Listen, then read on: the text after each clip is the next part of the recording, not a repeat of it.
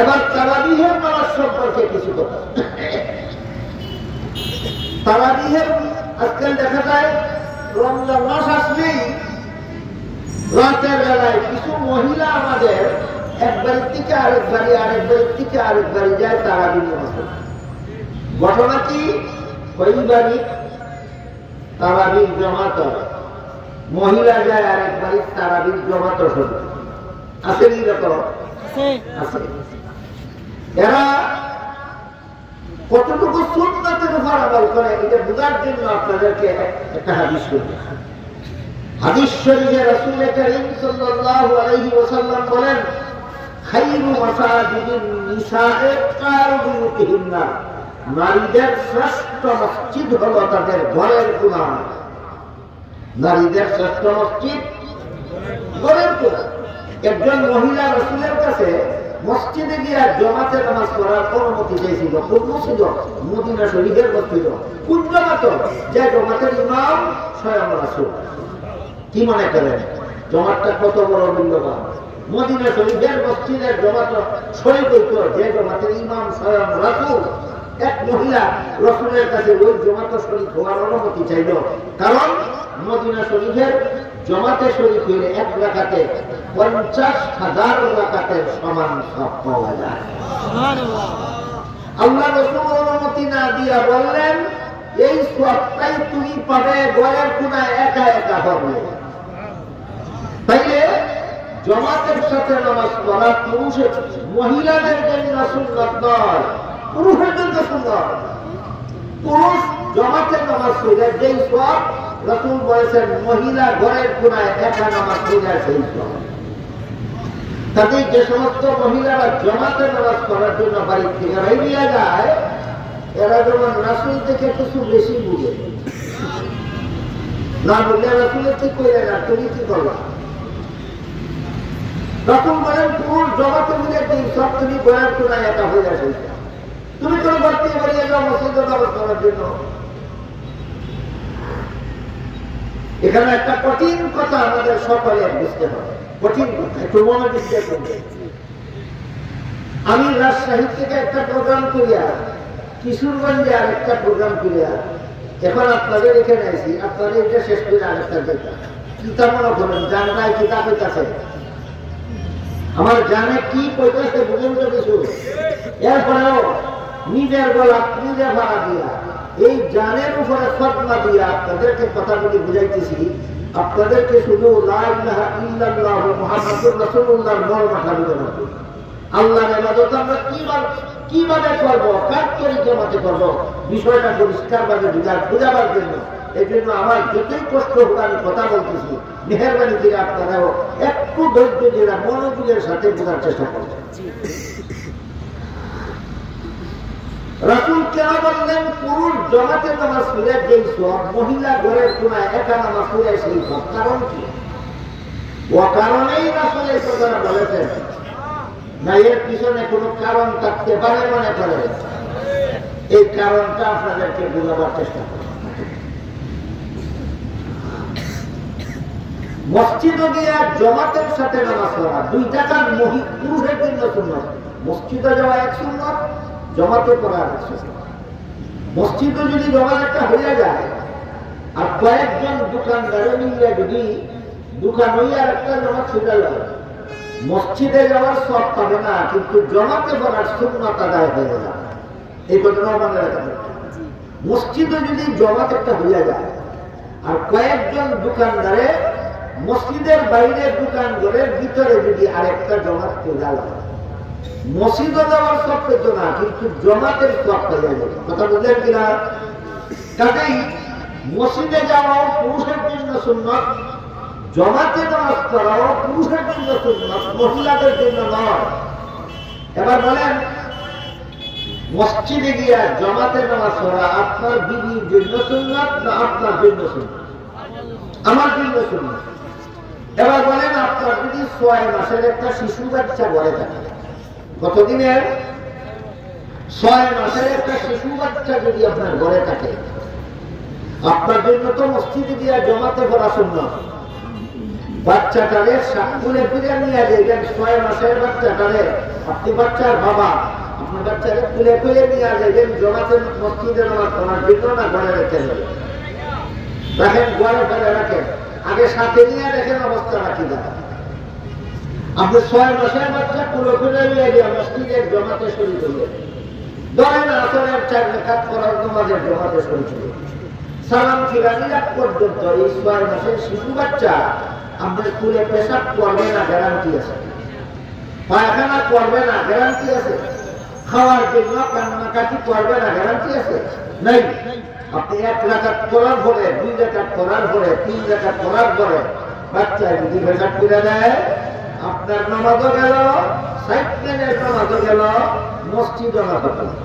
কাজেই 6 মাসের শিশু বাচ্চা তুলে দিয়া বাবার জন্য মসজিদের জমাতে শরীক হওয়া সম্ভব নয়। তাই বাচ্চাটাকে আপনার ঘরে রেখে যেতে হবে। এবার বলেন কার কাছে? মার কাছে। বাচ্চারা কার কাছে রেখে যাবে? মার কাছে। বাচ্চারে মার কাছে বলে রেখে আমরা যখন মসজিদে জমাতে শুরু করবেন।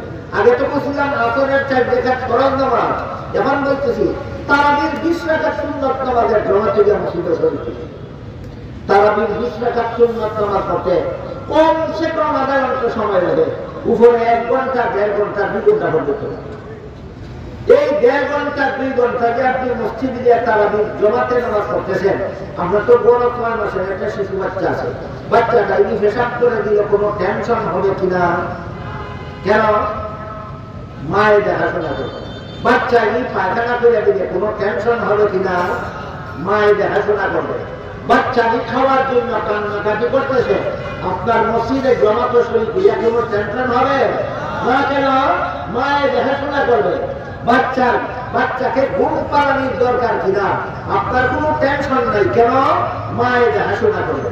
তাইলে আপনি বাচ্চার বাবা হইয়া মসজিদে দিয়া জমাতের সাথে নামাজ পড়ার সুযোগ পাইলেন কার কারণে?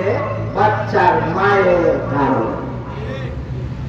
আপনি মসজিদে গিয়া নিশ্চিন্ত মনে, শান্ত মনে জমাতের সাথে নামাজ পড়ার সুযোগ পাইলেন কার কারণে?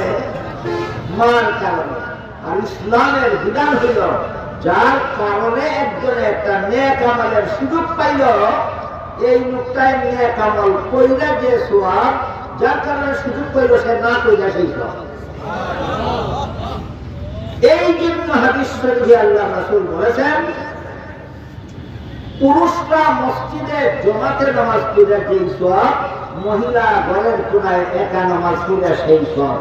এবার বলেন অযৌক্তিক না চূড়ান্ত যুক্তিসম্মত?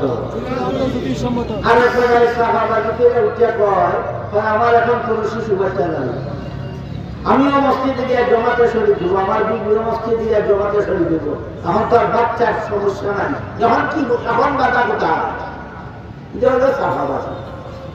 এই সাহাবাদীর জব জানার জন্য আমাদের জানতে হবে যে মহিলাদের দায়িত্ব শুধু বাচ্চা লালন পালন করা নয়, বিয়ার পর থেকে মহিলাদের বিশেষ 3টা দায়িত্ব আছে।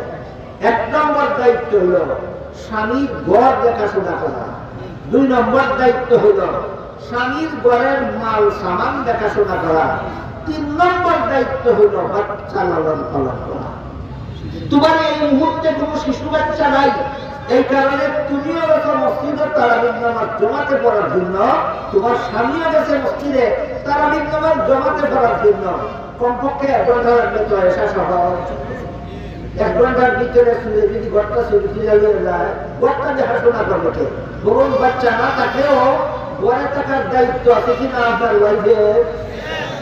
ঘরে যদি কেউ আগুন লাগাই দেয়, ঘরের মাল সামান যদি কেউ চুরি করে নিয়ে যায়, তাহলে দেখাশোনা করার মতো কেউ নাই। সুতরাং বাচ্চা না থাকলেও ঘর দেখাশোনা করার জন্য আপনার বিবিকে ঘরেই নামাজ পড়তে হবে। ঘরের সামান দেখাশোনা করার জন্য আপনার বিবিকে ঘরেই একা একা নামাজ পড়তে হবে। বাচ্চাকে দেখাশোনা করার জন্য আপনার বিবিকে একা একা ঘরেই নামাজ পড়তে হবে। এই জন্য রাসূল বলেন, পুরুষ মসজিদের জমাতে শরীক হইলে যেই সওয়াব, মহিলা ঘরের কোনায় একা নামাজ পড়লে সেই সওয়াব। অযৌক্তিক না চূড়ান্ত যুক্তিসম্মত? আমাদের সমাজে যে সমস্ত মহিলা রমজান মাস একবারের থেকে আরেকবারে তার একবারের থেকে আরেকবারে যায় তার আগে নামাজ পড়তো, এরা যেমন রসুল থেকে কিছু বেশি বুঝে না, এরা তো রসুল থেকে বেশি বুঝে। রসুল থেকে বেশি বোঝার পণ্ডিতি ভালো নয়, রসুল থেকে বেশি বোঝার পণ্ডিতি ভালো নয়। এই জন্য আমাদের মনে রাখতে হবে তারাবির নামাজ জামাতের সাথে পড়া পুরুষের জন্য সুন্নাত, মহিলাদের জন্য সুন্নাত নয়। পাঁচ বেলার নামাজ জামাতের সাথে পড়া পুরুষের জন্য সুন্নাত, মহিলাদের জন্য সুন্নাত নয়। ঈদের নামাজ পড়া পুরুষের জন্য ওয়াজিব, মহিলাদের জন্য ওয়াজিব নয়। জুমার নামাজ পড়া পুরুষের জন্য ফরজ, মহিলাদের জন্য ফরজ নয়।